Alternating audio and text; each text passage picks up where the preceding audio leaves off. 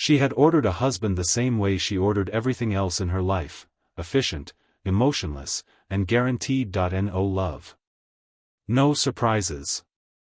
No past. But when the door opened, the man standing there was not the groom she paid for. He was a broke single father, holding a sleepy 5-year-old in his arms, and in that moment, the billionaire woman who owned half the city realized something terrifying. This man was about to destroy the life she built to never feel pain again. She believed love was the most expensive mistake a person could make, and she had already paid that price once. Evelyn Cross was a billionaire before the age of 35, a self-made empire builder whose name dominated financial headlines. Cold. Untouchable. Brilliant. The kind of woman people admired from a distance but never truly knew.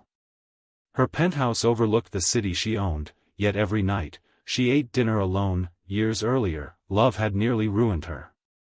A charming fiancé, a public betrayal, a scandal that almost destroyed her company. From that moment, Evelyn decided she would never give anyone power over her heart again. Marriage would happen, but on her terms. Controlled. Contractual. Temporary. That's why she chose a mail-order groom, a man vetted, paid, and bound by paperwork. Someone who would play the role in public, give her an heir if needed, and leave quietly when the contract ended. No emotions involved. The agency promised a plain, obedient, uncomplicated man.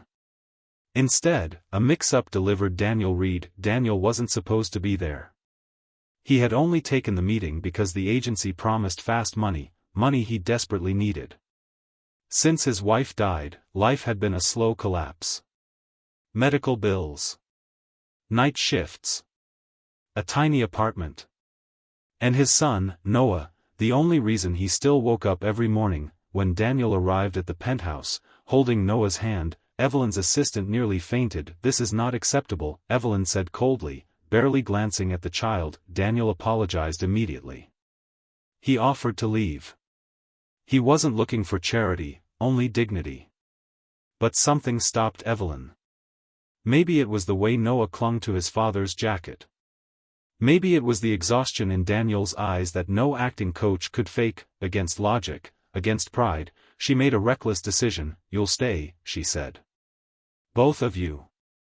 The contract changed that night, and so did her life. She thought she hired a husband. What she didn't know was that she had invited healing into her home. Daniel never treated Evelyn like a billionaire. He didn't fear her silence or flatter her power. He cooked simple meals. Fixed things himself. Spoke to her like she was human, not a headline. And Noah? Noah brought laughter into the penthouse walls that had never known it. At first, Evelyn kept her distance. She worked longer hours. Slept less. Avoided dinner conversations. But slowly, the walls cracked. She found herself listening to Noah's bedtime stories from the hallway. Smiling when Daniel laughed. Feeling something dangerous. Peace challenges came fast. The media questioned the sudden marriage. Board members threatened her position. A former lover returned, exposing her past wounds. And when Daniel's financial troubles resurfaced, Evelyn accused him of using her, cutting deeper than she realized. Daniel packed his bags that night. "I never wanted your money," he said quietly. "I just wanted my son to have a safe place." When the penthouse felt empty again, Evelyn understood the truth she had been running from. Wealth had protected her from poverty, but not from loneliness. She went after him. Not with contracts. Not with control, but with honesty. Evelyn confessed her fears. Daniel confessed his grief.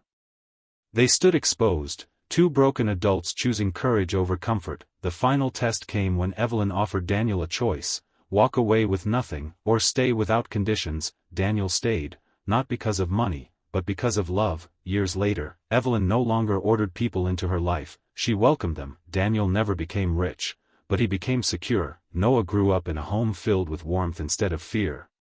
And the billionaire woman who once bought a husband learned the greatest truth of all.